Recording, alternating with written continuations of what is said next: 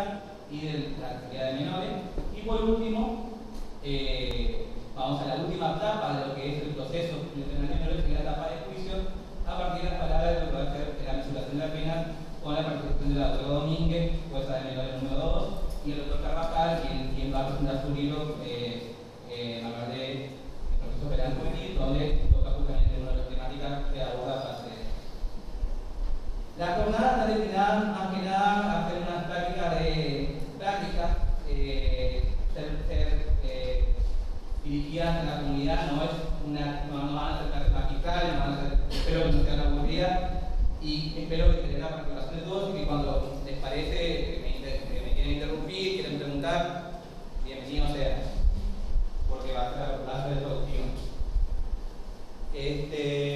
Bueno, estamos acá ubicados lo que es el proceso penal juvenil, que por sus características propias es un proceso especial, donde podrá tener distintas denominaciones: el régimen penal juvenil, el proceso penal juvenil, el sistema de responsabilidad juvenil, pero al fin y al cabo está destinado a un proceso que por sus características es especial, donde desde el inicio del procedimiento, cuando la función en los adultos es la función represiva, quizás en el adolescente, los niños en conflicto con la ley penal, la finalidad es mucho más que resocializadora, es educativa, protectoria, y está destinada justamente por la característica especial de quienes son sus protagonistas.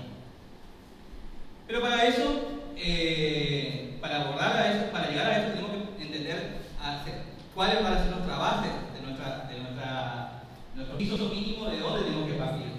Y por supuesto lo conforman los tratados de derechos humanos y entre ellos la Convención, por supuesto, de los derechos del niño. Sabemos que los derechos humanos forman el bloque constitucional de lo que es la normativa general del proceso penal. Más, en el proceso penal juvenil, los tratados de derechos humanos tienen que ser tratados con, para la redundancia, con sumo cuidado y con suma mirada hacia su prerrogativa en el amplio espectro de lo que hace los tratados de derechos humanos, desde la Convención Americana de Derechos Humanos, los Pactos Internacionales de Derechos Civiles y Políticos y por supuesto la Convención de Derechos del Niño. Por eso, partiendo ya, pareciera de que los derechos del niño nacen a partir desde la Convención de los Derechos del Niño. Y ya estamos hablando los tratados de derechos humanos ya vienen hablando de la protección de los derechos del niño desde la Declaración misma de la Americana de Derechos Humanos, de la Declaración de los Derechos Humanos, de los Pactos Internacionales de Derechos Civiles y Políticos, y estamos hablando casi más de 100 años de denominación, de proclama de protección de los derechos humanos de los niños y adolescentes. Es así que el Pacto Internacional de los Derechos Civiles y Políticos ya establecía prohibiciones con respecto a la condena de muerte, establecía que los menores procesados, aquellos menores que podían ser sujetos a ser procesados, deben ser llevados con celeridad al juez, a un juez separado de los adultos, y una de las finalidades también es estimular la rehabilitación como una prerrogativa, ya una mirada hacia lo que hablamos hoy de resocialización, y ya el Pacto Internacional desea estimular la rehabilitación social.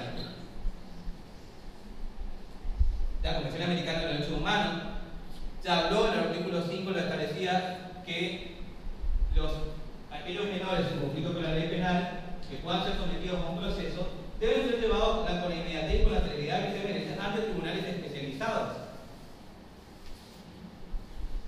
Y por supuesto, la norma base, la gran norma que comprende los derechos del niño, lo configura la Convención de los Derechos del Niño, en donde establece una serie de directrices, las cuales tienen que ser celosamente respetadas. Y la Convención de los Derechos del Niño comprende una serie de normas que van a fijar el piso mínimo por el cual nosotros tenemos que guiarnos y van a ser el norte orientador de cómo va a estar institucionado el proceso. No podemos hablar de proceso penal juvenil, no podemos hablar del sistema de responsabilidad penal juvenil si no tenemos las bases de las líneas directrices de la Convención de los Derechos del Niño. Y lo establece los artículos 3, que habla del interés superior del niño como pauta hermenéutica, como pauta fundamental a la que tenemos que basarnos toda la normativa y todo procedimiento que va direccionado. El artículo 4, que es la obligación de los estados de promover políticas y procedimientos destinados a la protección de la niñez. El artículo 6, que habla de las normas que hacen a la obligación del Estado de establecer, asegurar el desarrollo y el bienestar de los niños y adolescentes. El artículo 12 de la Convención de los Derechos del Niño, donde establece los derechos de ser oído, del niño de participar, de ser escuchado en todo proceso que lo afecte. El artículo 37, que habla de la prisión preventiva como última ratio, de la posibilidad de tener a un menor solamente en condiciones aptas y como última ratio, como última medida. El artículo 40, que es el artículo 40 donde delinea específicamente las bases de lo que va a seguir un procedimiento donde existe un menor donde se alegue, acuse o declare responsable de un delito penal. Y el artículo 40 establece los derechos de ser tratado, establece que tienen que ser tratados de manera digna, a su sentido, de manera que proteja su sentido de dignidad y de valor. Y debe procurar que el niño fortalezca el respeto a los derechos humanos y las libertades fundamentales de terceros y que asuma la función constructiva en la sociedad. Todas esas lindas palabras se reducen en readaptación social, finalidad educativa, finalidad resocializadora, finalidad protectoria. Y que en síntesis se pueden establecer una reintegración social y función constructiva, una finalidad educativa, resocializadora, preventiva, especial, positiva, con respecto al niño o adolescente sometido a un conflicto, sometido a un proceso penal. Es así que en el artículo 40 establece que los Estados partes tomarán las medidas apropiadas para promover el establecimiento de leyes, procedimientos, autoridades, instituciones específicas para los niños quienes aleguen que han infringido las leyes penales o a quienes se acuse o declare culpables de haber infringido esas leyes, y en particular el establecimiento de una edad mínima antes de la cual se presumirá que los niños no tienen capacidad para infringir leyes penales. Esto da el marco de hacia dónde tenemos que ir, la finalidad, digamos, de todo proceso, de todo inicio de un procedimiento, hacia dónde tenemos que ir. Y ese va a ser el marco que va a definir justamente la vida de ese niño, en donde el sistema judicial ingresa y el sistema policial en su caso. Y eso nos obliga a establecer sus políticas y procedimientos especiales dirigidos a la reeducación y la finalidad protectoria de la niñez. Ese marco, ese bloque de constitucionalidad que les hablaba, no se queda en el tratado, no se queda por supuesto en la Convención de los Derechos del Niño. Los tratados de la Convención de los Derechos son el piso mínimo por el cual tenemos que partir y por el cual tenemos que ser el norte orientador. Y a partir de ahí vamos a encontrarnos con organismos internacionales que son los organismos llamados a interpretar esos tratados de derechos humanos y por supuesto la Convención de los Derechos del Niño. En ellos tenemos el Comité de los Derechos del Niño, que es el órgano internacional reconocido por la Corte como el intérprete autorizado para interpretar la Convención de los Derechos del Niño. Y es así que el Comité de los Derechos del Niño establece, a partir de su estudio y su interpretación a la Convención de los Derechos del Niño, observaciones generales. Observaciones generales que delinean un procedimiento y que a la vez los Estados no pueden apartarse de esas interpretaciones que hace el Comité. Porque justamente la misma Corte lo está reconociendo como órgano que va a interpretar esa convención. Y a partir de allí fija un límite muy estrecho para poder decir si tenemos posibilidades de salir de esa interpretación. Y marca un sentido de obligatoriedad, más allá de que no es una convención propiamente de lo que es la norma dura de la convención y que forma forma parte de un tratado dentro del marco de tratado de raigambre supranacional que incorpora el artículo 75 de la Constitución Nacional, pero sus interpretaciones tienen una fuerza obligatoria muy importante. Es así que la Observación General número 10 del 2007 establece que los estados están obligados a establecer procedimientos especiales delineados a los niños teniendo en cuenta su desarrollo y su personalidad, a la condición del desarrollo evolutivo, a la condición de personas en formación, a personas en desarrollo, y establece también la obligatoriedad de establecer tribunales especializados en la temática. La Observación General número 14 del 2013 establece la pauta del pro minoris como una pauta hermenéutica, como una pauta axiológica, la cual, como el pro minoris va a ser una pauta donde implica una norma sustantiva, una pauta de procedimiento, una norma procesal a la cual los estados no pueden apartarse. Por supuesto, además del Comité de los Derechos del Niño, tenemos las resoluciones de la ONU, que ahora lo vamos a detener, ¿no? La Comisión Interamericana de los Derechos Humanos, que a través de sus informes obligan a los estados cuando hacen evaluaciones en cuanto a cualquier tipo de incumplimiento a los tratados internacionales como la Convención Americana de los Derechos Humanos, como también a la Convención de los Derechos del Niño.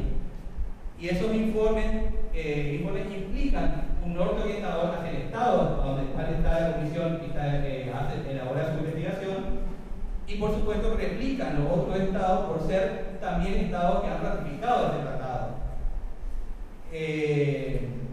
La Corte Interamericana, a través de los derechos humanos, que a través de sus sentencias, que pueden ser sentencias contenciosas, caso por ejemplo Villagrán Morales, Bulacio en Argentina, donde han condenado a los estados por infracción a los tratados de los derechos humanos, a la Convención Americana de Derechos Humanos. El Instituto de Reeducación de Menores de Paraguay estableció condena al Estado paraguayo por la infracción al tratamiento de menores en alojamiento de menores en establecimientos no aptos para menores de edad. En el paro Mendoza y otro versus Argentina, reciente desde el 2013, donde condenó al Estado argentino por la aplicación de pena de reclusión perpetua a menores de edad. Y las sentencias de norte consultivo, como la opinión consultiva número 17 del 2002, donde estableció líneas también y prerrogativas donde el cual los estados no se pueden apartar. Entre ellas, por ejemplo, también cómo se va a establecer el principio de legalidad en el proceso de menores, por el cual tiene que ser sumamente restrictivo, una interpretación muy restrictiva. Estableció en los procedimientos especiales la necesidad de que los menores en conflicto con la legalidad sean llevados a tribunales especializados. Y les hablaba hoy de que también la ONU, la Organización de las Naciones Unidas, dictan resoluciones. Cada resolución marca procedimientos, normas, líneas, directrices, las cuales también los estados están sujetos a seguir esas líneas, porque son una base guía muy importantes por las cuales no pueden desorientarse, no pueden salirse de esas guías y tienen que ser la base por el cual el Estado tiene que seguir.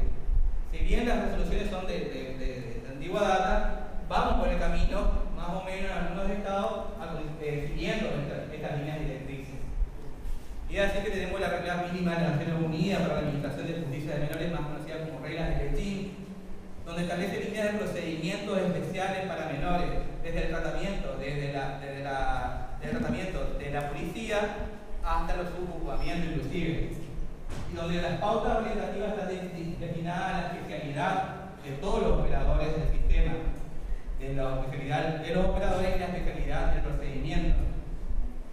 Líneas de las directrices del RIAC, que es una resolución también de la Organización de las Naciones Unidas, donde establece líneas de prevención a la delincuencia juvenil.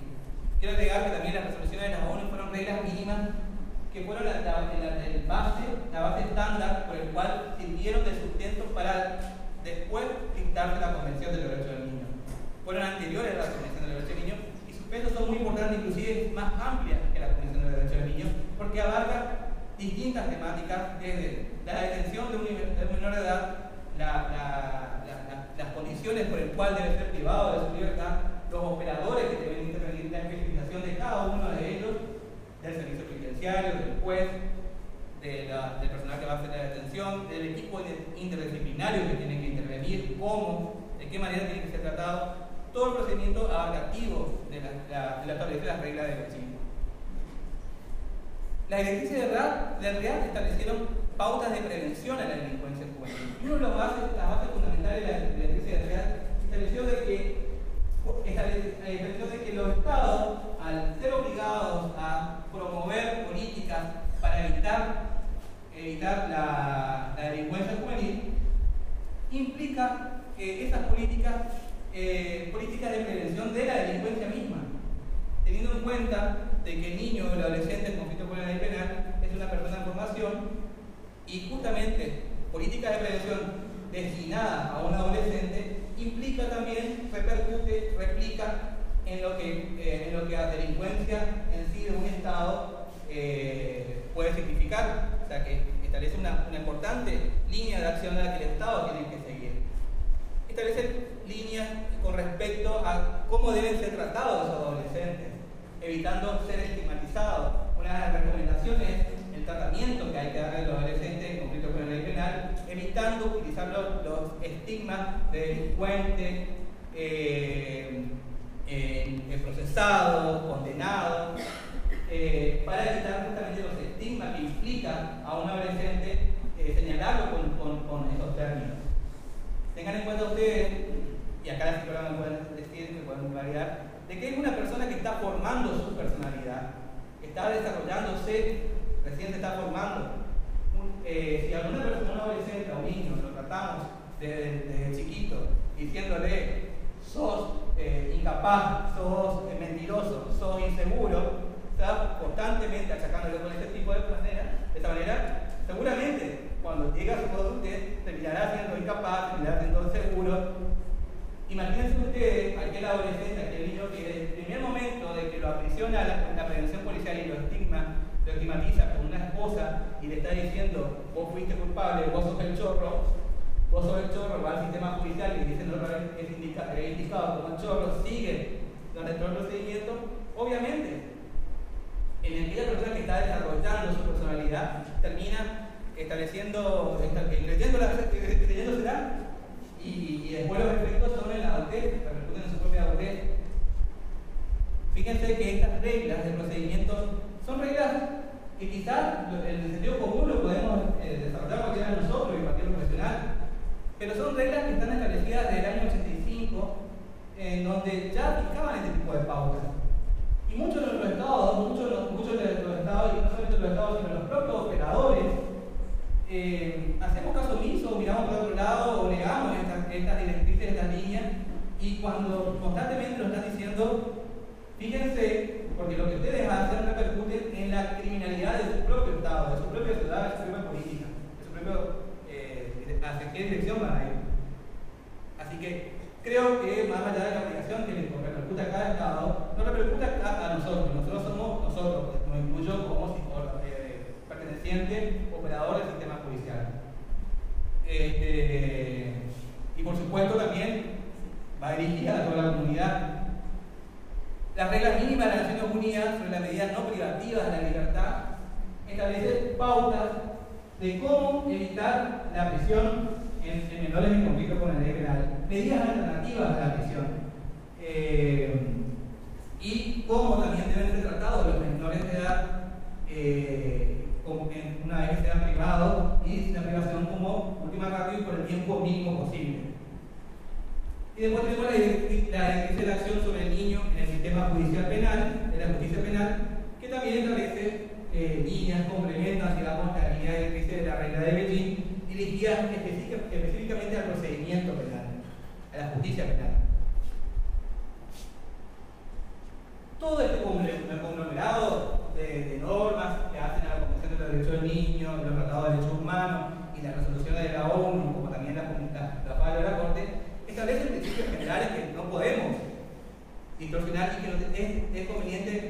refrescarnos nuevamente, más allá de que acá muchos de nosotros somos operadores de derecho, hay gente que está invitada que también está bueno que reflejen aquí lo que preguntamos. El principio de legalidad en el proceso de menores tiene que ser sumamente cuidado y protegido, un sentido de interpretación restrictiva en el delito penal que se le está imputando a un menor. Si el delito o la mera sindicación de un hecho a un menor de edad no encuadra ninguna tipificación o roza una tipificación o no llega a establecer una tipificación penal, no podemos avanzar, porque tenemos el riesgo, tenemos que ser muy cuidadosos, tenemos el riesgo de avanzar un proceso en delitos donde no son punibles. Y además de no ser punible o podrán ser punibles, podrían ser que no afecten la legibilidad social necesaria para poder avanzar y estigmatizarlo y ir en contra de todas las resoluciones que mencioné, las bases de la convención, que es la finalidad resocializadora, subsidiaria del proceso penal juvenil. Así que el principio de la legalidad tiene que ser celosamente resguardado. El principio de no culpabilizar, evitar la culpabilización en todo procedimiento, desde el inicio como el principio de inocencia tiene que ser celosamente también cuidado hasta la última instancia, de la primera fase de la investigación hasta la última instancia, que es el juicio. Por supuesto, el debido proceso a un juez competente, especializado, imparcial, en donde tiene que ser un procedimiento ágil, dirigido a tener una respuesta inmediata.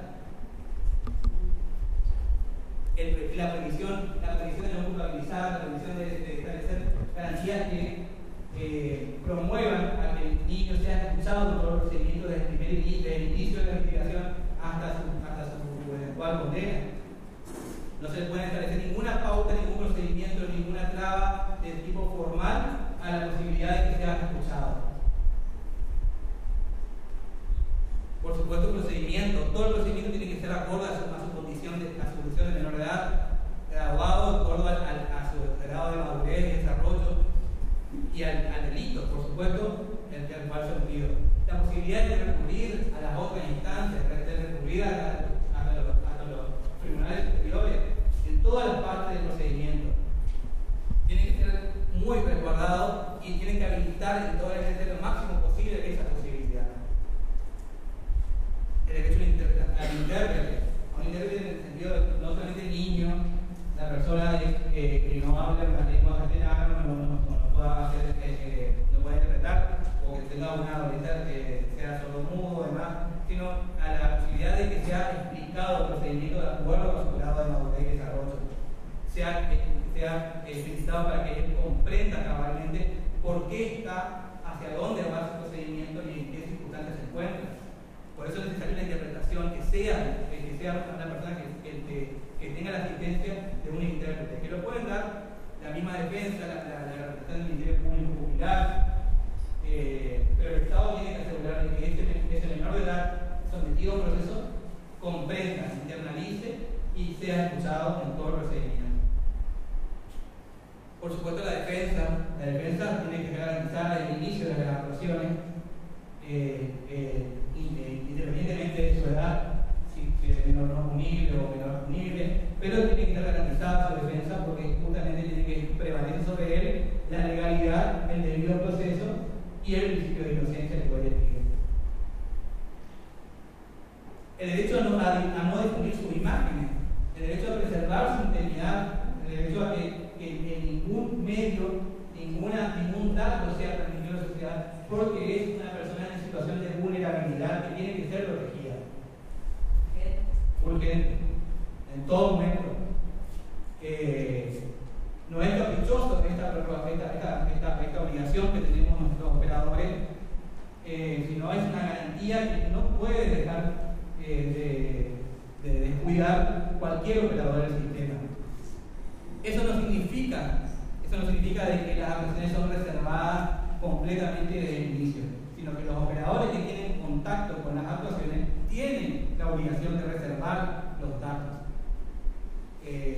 Cuando ven una sentencia, le explico a la gente que por ahí no trabaja en la policía, cuando ven una sentencia donde indica las iniciales, no significa de que personas que trabajaron durante todo ese procedimiento trabajaron con esas iniciales. Por supuesto que conocieron el nombre y apellido de esa persona, pero a la hora de difundir, por supuesto, tiene que ser preservada su identidad.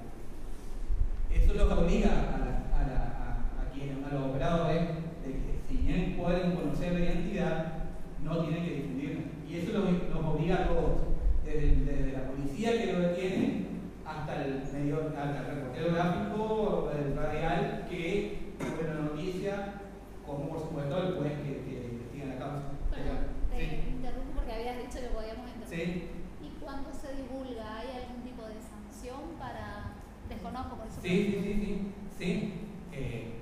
Inmediatamente tiene que tomar una... Está establecido en la opinión consultiva que voy a ver, en las reglas del ETI, está establecido en la Convención, en el artículo 26, donde debe preservarse su intimidad, y una violación a toda normativa de derecho constitucional son pasibles de sanción. No penal, lamentablemente, pero sí pasibles de sanción. Me imagino que la articulación de los asesores de menores en esa vulneración como promotores de esta situación de vulnerada de menor edad es importante. La cesación de la publicación. La cesación de la publicación tiene que ser inmediata, y tiene puede ser dirigida directamente de oficio. Los asesores de menores tienen facultades también para interceder directamente ante cualquier autoridad administrativa o privada, ante cualquier circunstancia donde se vea vulnerado el derecho de un menor de edad. Por supuesto, el juez, el oficio, lo puede hacer también. Lo tiene que hacer, en realidad, lo tiene que hacer. Un aporte nada más a eso. En cuanto a lo que es la cesación de la publicación, se va por vía de cautelar. A la que ya se difundieron es por vía de cautelar, tratar el recupero de la no reproducción, y en caso de que eso siga así, es sancionable penalmente por incumplimiento de una orden judicial en 229 del Código. Independientemente de las acciones civiles que pueden iniciar los padres de ese chico, digamos, por el daño moral que le haya causado la decisión y ejecución de una Justamente yo tuve un caso, no, así no. Lo que pasa es que atrás me escuchan. Que justamente tuve hace poco un caso de un menor victimario, digamos, por un accidente de tránsito que le chocó a un niño de 9 años en la moto y, bueno, estuvo lastimado. Y la familia de la víctima lo está tratando por Facebook. Y él está muy angustiado, diríamos, el victimario, un chico que es menor, tiene 15 años, 16 años, obviamente se estaba haciendo todo el proceso, por lo que él la tuvo en moto, menor de edad, bueno, en fin, pero él está toda esta otra situación del escrache que le están haciendo socialmente, y la verdad que es interesante esto que estás planteando. Lo que pasa es que, perdón, en ese caso, el carácter no diputado que tengan actuaciones totalmente independientes de la protección, de la función proteccional que tienen después de la causa. No importa el carácter que tiene, siendo menor de edad, nadie está autorizado a defender ningún tipo de imagen, porque para eso hay una investigación penal que eventualmente lo hará responsable de lo que corresponde. Por eso sí se puede, se dictan medidas cautelares, se ordena el levantamiento de esas imágenes y el incumplimiento de esa orden judicial es sancionable penalmente. Para saber cómo proceder también. Sí, bueno, sí. Claro, Esto de la garantía está reservada al artículo 16 de la Convención de Derechos del Niño, la intimidad familiar, de observar su intimidad, y el artículo, si no me equivoco, el artículo 22 de la 61, y las opiniones consultivas también establecen todo tipo de protección a cualquier tipo de violación a su imagen, a su identidad, en cualquier sometimiento, digamos, que pueda estar expuesto al menor de edad. Sí. Era sobre el tema de los principios para que usted nombrara. Los principios, evidentemente, son de vieja data, o sea, son de hace 30 o 40 años. Entonces, yo pensaba, bueno, actualmente un menor de hoy, por ejemplo, 15 años, no es compatible con uno de hace 40 años. Entonces, esos principios, porque se renuevan, se actualizan, ¿cómo la interpretación de eso? Bueno, sí, justamente de eso vamos a llegar. Los principios son los principios que estamos hablando, son los principios estándar que reservan en cualquier persona, digamos, cualquier adulto, son los principios estándar que parten de la misma Convención Americana de los Derechos Humanos de protección, el debido proceso, legalidad, además son distintivos para cualquier persona. Pero los menores de edad, a partir de estos principios, también tienen el plus de protección por ser menores de edad y en condición de vulnerabilidad, y son personas en desarrollo. A lo que apuntaba yo desde esta nominación de todos los principios era que cada que cualquier persona adulta. ¿Por qué? Por esas condiciones que establecen justamente. Una de las excepciones es la condición de personas en desarrollo, que es la que tiene que protegerse también. Esos principios generales que pasan en todo procedimiento se acentúan en el proceso. Y esos principios a la vez se combinan, ahí voy a tu pregunta, se combinan con principios de obligación a nivel internacional que establecen el artículo 75 y 22 a partir de la incorporación de los tratados internacionales. Y esos principios, además de estos principios que mencioné, que son los principios básicos de cualquier persona, se suman al proceso. El principio de interés superior del niño, como les dije hoy, como pauta hermenéutica donde el cual tiene que intervenir todo el procedimiento. Tomando al niño, al adolescente, como sujeto de derecho y no objeto de protección. Es un sujeto que tiene que garantizarse su satisfacción integral, promoviendo su bienestar y su desarrollo, llegar a su desarrollo objetivo en condiciones dignas, lo dice la misma convención, con la posibilidad de construir, que forme parte de la sociedad y se reintegre socialmente positivamente. Es así que el interés superior del niño forma parte de como una pauta hermenéutica que combina con la pauta del promine. La pauta del promine es una pauta hermenéutica por la cual todo derecho vulnerado ante cualquier vulneración de un derecho tiene que ser mirado en el espectro amplio de toda la normativa nacional e internacional, y aquella norma que proteja mejor va a tener que abarcar, va a tener que ser aplicada en una amplia mirada y por supuesto combinada con el principio de interés superior del niño. El principio de no discriminación no solamente por su condición de menor de edad, sino por sus condiciones en circunstancias especiales. No va a ser discriminado de ninguna manera por su clase social, por su clase política, por su religión, por su condición de género, por su identidad sexual, por su idioma y por todas las condiciones físicas. El principio de privación de libertad como último recurso, abandonando el estigma propio de la situación irregular que estaba anteriormente, antes en realidad nunca existió, porque la Declaración Americana de Derechos Humanos ya hablaba de la protección de los derechos del niño. Abandonar la posibilidad de privar de libertad a un menor de edad por circunstancias ajenas a lo que hace al proceso penal juvenil. El niño o menor adolescente en conflicto con la ley penal tiene los mismos derechos y garantías que un adulto, con el plus de protección. Y es así que el adulto tiene como garantía preservar su libertad, y solamente va a hacerse nada cuando en un procedimiento penal, cuando exista riesgo de fuga, peligro de investigación, y que estas pautas también van a ser aplicadas en el niño, y ahí va a estar dirigida. Tiene que estar hay que abandonar todo tipo de estigma en el sentido de imponerse privación de libertad por condiciones, con relación a su situación de abandono, a su menoscabo familiar, social, económico, cualquier tipo de afectación. Que no sea esa la pauta central por la cual se tiene que privar a un menor de edad, sino que el menor de edad tiene que ser privado de libertad, en su caso como última medida, y siempre mirándolo en el estado de la situación que se encuentra. El chico, el menor de edad, que está hoy mirado en un proceso penal, está mirado en relación a una causa penal, no en relación a su situación personal y familiar. Entonces, en relación a esa mirada la que tiene que apuntarse. Ese es el abandono a la situación irregular al que estaba anteriormente en la ley de patronato, al que el juez de menores podía disponer de aquel menor de edad en que se encontraba en situación de abandono, en situación de irregularidad, abandonado familiar, especialmente, y en situación de riesgo para sí. El principio del respeto al debido proceso, por supuesto, más teniendo en cuenta el plus de personas en desarrollo en base a la pauta del prominoris. Pauta del prominoris, recuerdo nuevamente, es una pauta interpretativa que va a ser, ya lo dijo la opinión consultiva del Comité de los Derechos del Niño, es una pauta de interpretación, una norma sustantiva, un derecho sustantivo, y es una pauta de procedimiento. y va a tener en cuenta que esa persona, ese plus de protección, está teniendo en cuenta de que esa persona a quien va dirigida, a quien está mirando, está formando su personalidad por ahí, que está construyendo su identidad. En base a eso va a tener el plus de protección que merece cualquier persona, más la situación de la condición de menor de edad. El principio de gradualidad nunca va a ser regresivo. Todo tipo de protección que se le da un derecho a un menor de edad tiene que ir en pos de protección y avance.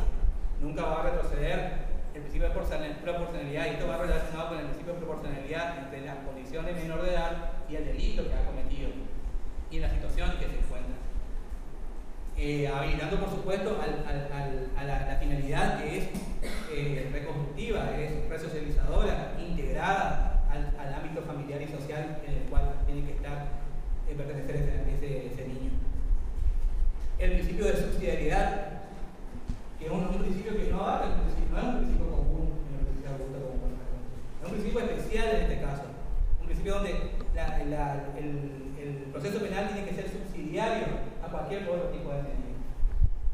Y para eso tenemos distintos canales, la revisión, los criterios de oportunidad, que es lo único que tenemos ahora, nuestras normas procedimentales habilitan los criterios de oportunidad que tienen que ser como la mediación o la situación de pruebas, pasos, como medidas alternativas al sometimiento de un menor de edad a un procedimiento penal hasta su última consecuencia que podría llegar a una condena.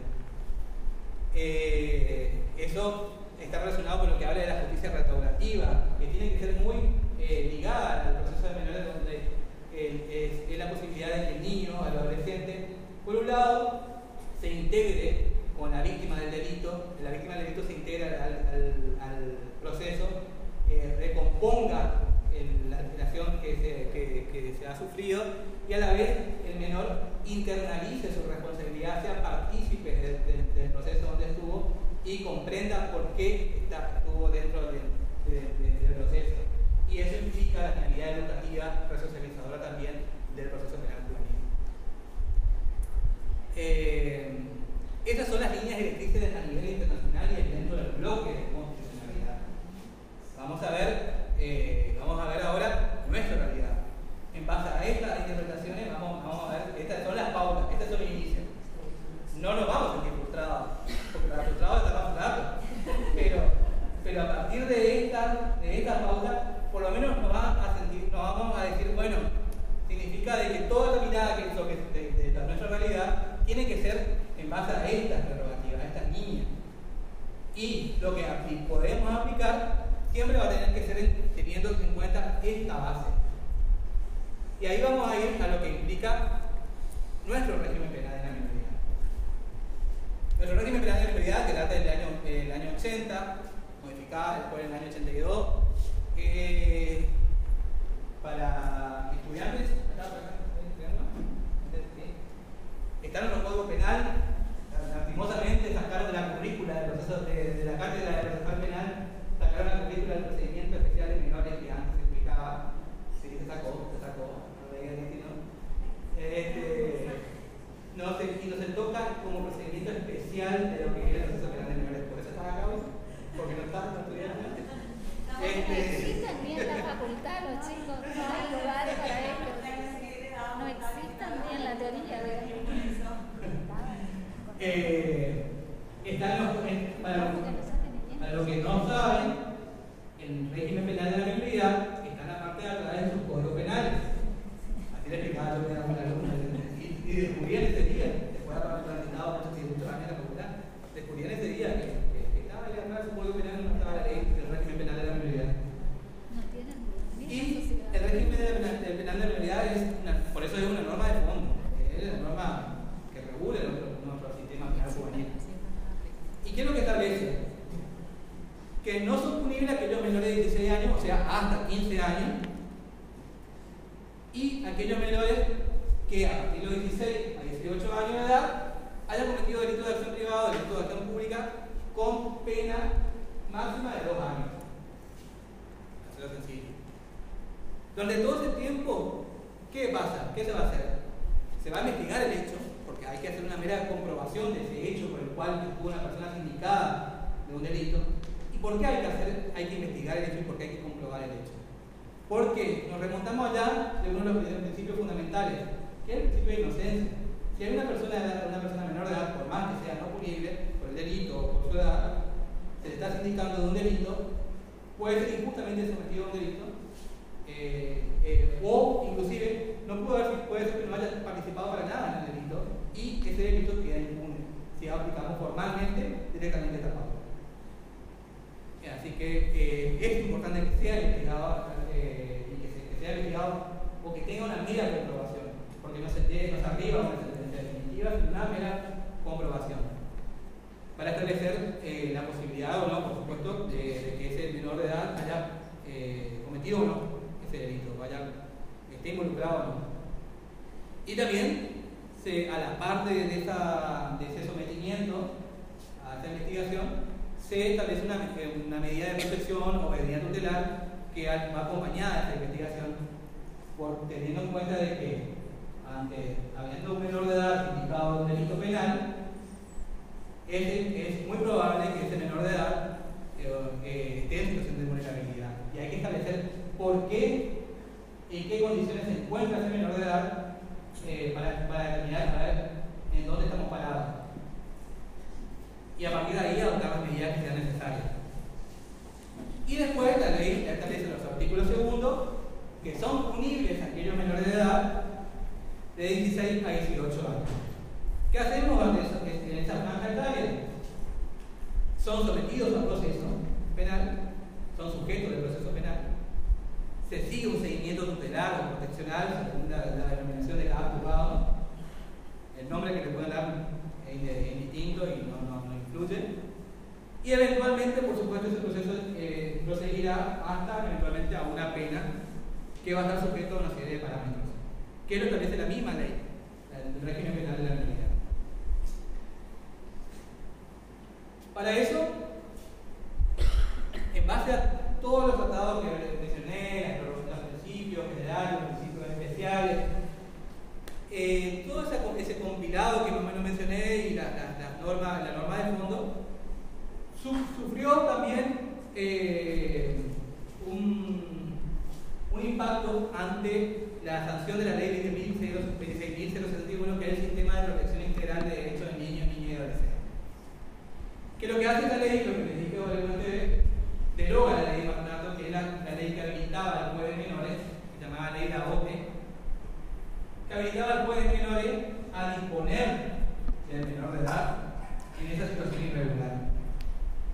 Disponer de él por una situación, por una mirada de político criminal correccional, correctiva. Esta ley de 1903, 1909, si no me equivoco, fue dirigida por el senador Agote, que le quiero leer los fundamentos en su momento de cuál era la mirada que tenía en ese entonces con respecto al menor de edad, en conflicto con la ley penal, y piensen ustedes, reflexionen si ahora no estamos en la misma, a pesar de haber transcurrido más de 100 años. En la lectura de los fundamentos de ese entonces de la ley de Agote, la ley del patronato de menores, el senador Agote decía que el niño, que esta ley tiene sus fundamentos en función de que el niño es ratero, es mentiroso, es incendiario, comete sin número de faltas, aunque haya nacido en el hogar más aceptable y moral. Son las correcciones de los padres las que van corrigiendo el sentido simplista del niño, que lo lleva, por ejemplo, a tomar lo que le gusta, lo que le atrae, por su sabor o por su brillo. Esa es una forma de robar que los padres corrigen. Pero que en el caso de los desgraciados que no tienen esa vigilancia de los padres, dan lugar a que se los lleve a la comisaría y basta que el niño permanezca durante cierto tiempo en un calabozo para que pueda convertirse en un criminal. Después, el legislador Roca decía de que de esta manera la ley de 1903 acuerda a los jueces de la Jurisdicción Nacional no Criminal y Correccional el poder para disponer de manera preventiva de aquellas personas menores de edad que se encontrarán moral y materialmente abandonados, y suspender las disposiciones legales relativas a la prisión preventiva a fin de que no sean llevados los menores a los centros donde sufren estas situaciones profesionales del delito y donde los menores no hacen sino exponerse a todos los peores contagios de carácter moral. Es decir, aquel menor, la medida era la medida correctiva, era la medida de corrección que tenían que haberle dado a los padres y no lo pueden, ante la carencia de los padres, el juez se atribuía ese paternalismo y tenía que corregir a ese menor. Y lo sacaba y decía de que metido en el sistema carcelario se iba a contagiar de los males de la delincuencia. Entonces podía disponer del menor de edad. Esa ley fue derogada en el año 2005 a partir de esta ley 16.061. Fíjense ustedes que la Convención Americana de Derechos Humanos, como yo mencioné, la Convención de Derechos Humanos viene del año 85. Tardamos casi más de 30 años para que salga una ley a nivel nacional que derogue este tipo de normas. Y esa era la mirada que se tenía. Por eso, hasta el año pasado, inclusive tenemos prácticas donde hasta la denominación nuestra tenía. Fíjense que nosotros éramos juzgados de menores de Secretaría Correccional. Justamente esas denominaciones eran parte de esas prácticas donde la corrección era la base.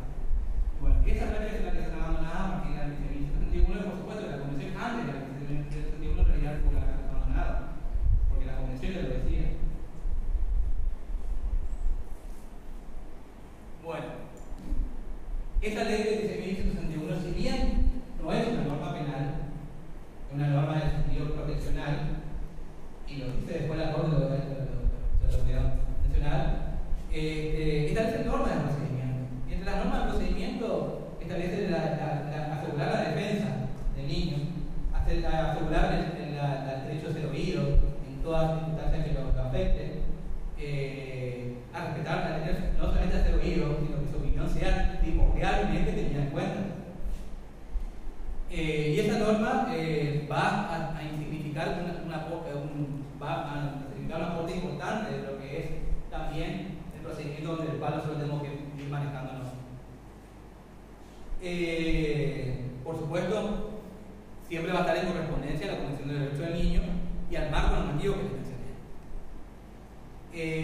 A su vez, todo el procedimiento penal va a tener un lineamiento que va a estar marcado también por los tratados y por la Corte Interamericana de Derechos Humanos a través de sus sentencias y de los informes de la Comisión de Interamericana de Derechos Humanos que elabora informes al respecto de los estados donde se esté vulnerando algún derecho, alguna garantía de los tratados internacionales.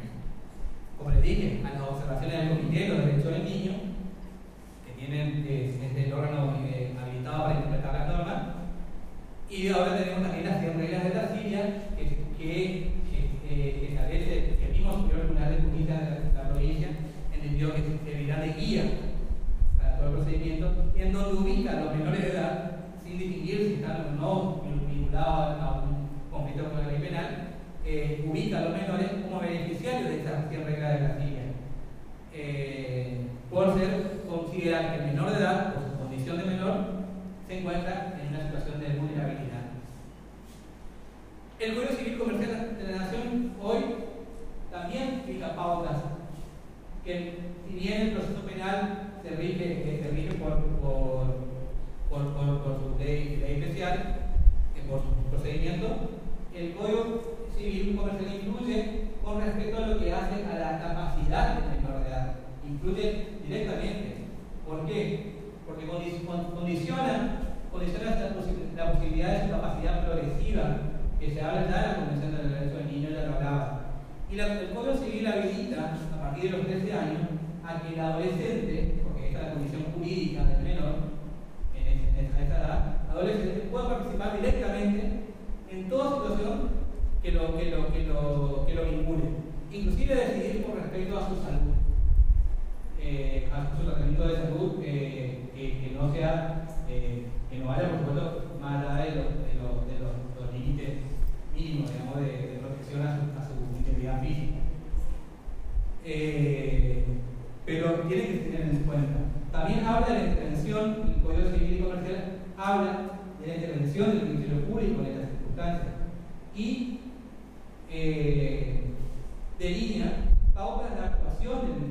Público tutelar en todo procedimiento donde afecte al niño. Si bien es el Código Civil, pero también incluye directamente el procedimiento penal, por cuanto la actuación del Ministerio Público va a ser delineada de acuerdo a las circunstancias en principal o complementaria. Y destierra lo que antes hablaba de la representación promiscua que tenía el Código Civil propio. El Código Civil Comercial actual habla de actuación, no de representación. La actuación va a ser principal, que no quita que la actuación sea fundamental, pero principal en ciertas circunstancias. Cuando carece de representante legal, sea su padre, que son los únicos representantes, o se encuentra en situación de vulnerabilidad manifiesta o en oposición de intereses con respecto a sus padres. Entonces ahí la actuación del Ministerio Público tutelar va a ser principal. No está en el Código Penal, no está en el Código Procesal Penal, no lo van a encontrar, van a tener que ir al Código Civil. Ahí a lo que voy es que el marco normativo del sistema penal juvenil no se cierra en nuestro código sino va más allá, y tenemos que tener una mirada muy amplia. Y las normas provinciales, por supuesto, también van a incluir las normas provinciales donde tenían funciones, institutos, organismos. El decreto 2426 crea el Centro de Contención Juvenil, que va a ser el organismo del Estado provincial donde se van a trabajar, van a establecerse políticas públicas de protección a la niñez en conflicto con la ley penal en una institución que va a resguardarlo en el proceso donde se lo coloque, y que va a trabajar coordinadamente con el Consejo Provincial de la Niñez, Adolescencia y Familia, que es el órgano administrativo de aplicación local de la ley 26.061. Y el decreto 257 del 2008, que crea justamente el Consejo Provincial de la Niñez, Adolescencia y Familia, que también va a interactuar con el proceso penal juvenil y sus operadores. Ahí encontramos otro sujeto más interviniente dentro del proceso. Ahí está la distinción, también otra definición más del procedimiento común de los adultos.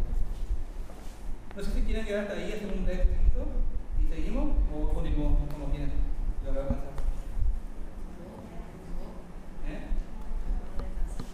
Y si quieren llegamos acá y después seguimos con lo que es puramente el procedimiento. Bueno, estas normas van a estar dominadas a su vez por los lineamientos que la Corte Suprema viene haciendo. Ya lo viene haciendo hace rato, antes inclusive de Fallo Maldonado, ya lo viene aplicando líneas jurisprudenciales, porque va siguiendo, por supuesto, la línea de la Convención de Derechos del Niño. Y es así que tenemos el fallo del Fallo Maldonado, fallo emblemático, que lo que establece el Fallo Maldonado son los estándares para la aplicación de la pena y estableciendo la inmediación del juez en el proceso, en esta etapa del procedimiento, con respecto al menor a quien va a ser condenado y a quien va a ser pasible de la pena. El fallo García Méndez, 31 de 2008, en donde establece pautas procesales de procedimiento de los jueces menores con respecto a menores de edad no punibles. Y habla con respecto a la situación de privación de libertad y la situación de la ley 22.278 con respecto a la ley 26.061. ¿Y qué es lo que establece en líneas generales este fallo de la Corte? Que dice, sí, reconoce que el Estado argentino todavía está omitiendo la obligación de la Convención de Derechos del Niño y de las opiniones de la Corte Interamericana y demás, pero es la norma vigente y aplicable en la materia, la ley 22.278. Eso no significa de que los jueces no puedan apartarse de los lineamientos y las prerrogativas de los principios de la Convención de Derechos del Niño y el marco normativo internacional. Así que establece líneas y pautas a las cuales tienen que ejecutarse el juez, y dispone de que toda medida de privación de libertad de un menor de edad no punible tiene que ser ajustada de acuerdo a su condición de persona menor de edad, a sujeto de derecho y en miras de su protección integral, con reflejo, por supuesto, al sistema de protección integral de la 26.061. Y solamente va a ser pasible de esa protección, ese resguardo con respecto a su situación de menor de edad vulnerable. El fallo de la Corte Suprema habla de, no me acuerdo, no encontré todo disculpen en la página, pero estableció pautas también de mesuración de la pena con respecto a personas menores de edad, y este fallo el fallo Marteo que antes estaba, también estableció pautas de mesuración de la pena y estableció de que nunca puede ser la pena del juez de menores de edad no puede estar mirando la peligrosidad del delito que se cometió, la gravedad del hecho, la peligrosidad de la persona, sometida al proceso, la gravedad del hecho, y tiene que tener una mirada de interpretación global de lo que es la Convención de los Derechos del Niño, definiendo el resocializador educativo de la Convención. El fallo ADS, juicio grabado del 5 de agosto de 2014, habilitó la posibilidad de revisión de la condena, donde los tribunales inferiores han aplicado pena de elección perpetua, y habilitó la posibilidad de ser revisadas, a pesar de que no sean parte de aquellos casos donde han sido sometidos a la Corte Interamericana, pero que merecían una mirada de la Corte por cuanto la situación era pasible de ser mirada por la Corte por cuanto infringía un ordenamiento nacional en el tribunal inferior al haber aplicado una pena superior a los estándares de la Convención, al violar el artículo 37 de la Convención de los Derechos del Niño, estaba vulnerando también la recomendación del informe de la Comisión Interamericana en el fallo Mendoza. Y el fallo 371-2047, que es un fallo de medida de protección a una guarda productiva, pero que establece como fundamento que, justamente lo que le había dicho hoy, de que el Comité de los Derechos del Niño es el órgano habilitado para interpretar la Convención de los Derechos del Niño, y sus interpretaciones tienen carácter obligatorio. Y el fallo RB reciente, del fallo de la Corte del 23 de septiembre de 2016, donde marca pautas para el tribunal especializado que tiene que ser el que tiene que dictar la pena en un proceso de menores, volviendo siempre a los estándares de los fallos anteriores. Es decir, de que las normas base, el plexo puro, digamos, de la Convención de los Derechos del Niño y los tratados internacionales, tomados así, aisladamente, los artículos 37, 40, 3, siempre tienen que estar combinados con todas las interpretaciones de distintos organismos internacionales como la Corte Interamericana y, por supuesto, los tribunales superiores como la Corte Interamericana, como la Corte Suprema, que van bajando líneas directrices, que nosotros no podemos apartarnos, y que van estableciendo el marco por el cual todos los jueces deben seguir. Perdón. Sí. Sí. Te consulto. Si nosotros, o sea, hablando, no, sí. Así no va a No, pero que lo escucha la gente. Sí, me van a escuchar. Bueno. Teniendo en cuenta esto, ¿podemos pensar en que se puede pensar o evaluar el caso a caso? ¿Sí? Y no hacer una generalización, digamos, poder detenernos y mirar cómo se dio, cómo es la familia, con qué nos encontramos, cuáles son los recursos, y en función de con estas pautas de son pautas mínimas, son pautas, por eso te digo siempre que son líneas directrices por las cuales tenemos que, más allá de esas líneas directrices, si siempre fuera de esas líneas directrices tienen que ser más amplias de esa protección en todo caso, porque son progresivas, pero para cada caso particular tienen que ser miradas bajo estos parámetros. Claro, esto permite ciertas flexibilizaciones ¿sí? a los jueces, sí. digamos. Sí. Tengan en cuenta también que el juez penal de menores también tiene una atribución muy importante que lo establece la misma regla de ejercicio. El juez penal de menores tiene la posibilidad de actuar discrecionalmente siempre y cuando aplique la subsidiariedad del proceso penal de menores. O sea, siempre y cuando el delito por el cual está sometido el menor de edad no implique una poca necesidad social y su posibilidad de ser sometido podría significar un impacto no querido ni para el menor ni para la sociedad, el juez de menores tiene la facultad discrecional de aplicar la subsidiariedad teniendo en cuenta los parámetros de resocialización, educación y protectorio que tiene el sistema penal juvenil. Entonces, en base a todas estas pautas, cada caso particular va a ser muy bien mirado, tiene que ser muy bien mirado por cada juez, de acuerdo a las circunstancias particulares del adolescente sometido, de su contexto integral, proporcionado, por supuesto, al delito por el cual está investigado. Claro, yo lo he pensado por ahí, ¿no? Que es importante nuestros informes y poder. Sumamente importante. Sumamente trabajar, importante. por ahí uno trabaja Por sobre eso, la dinámica de la familia, de esto, poder. Por eso los tratados, las reglas estas, las reglas de Betín y demás, las SDK y demás, no están dirigidas al juez, no están dirigidas a los operadores jurídicos, están dirigidas a todos los operadores que intervienen directa o indirectamente con el sistema penal juvenil.